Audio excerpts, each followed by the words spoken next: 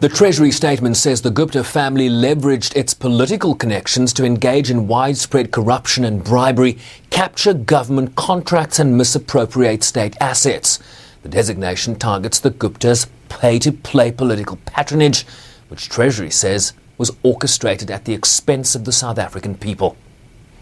In a detailed release on its website, Treasury Undersecretary for Terrorism and Financial Intelligence, Sigal Mandel-Kerr, says the Guptas and their associate Salim Essa used their influence with prominent politicians and parties to line their pockets with ill-gotten gains, and that the United States will continue to exclude from the country's financial system those who profit from corruption.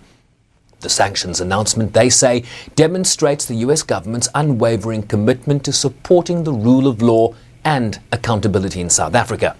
The release points to what is termed credible reports of their corruption schemes, including the Gupta family offering members of the South African government money or elevated positions within the government in return for their cooperation with Gupta family business efforts.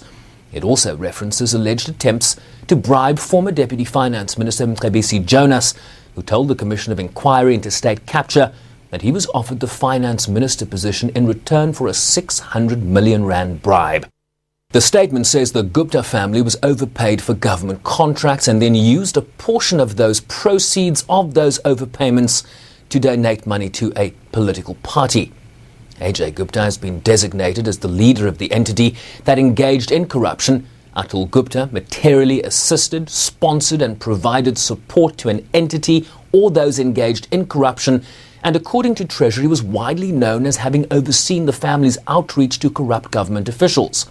Rajesh Gupta is said to have cultivated important relationships with the sons of powerful politicians and pursued business relationships in a province where corruption was rampant.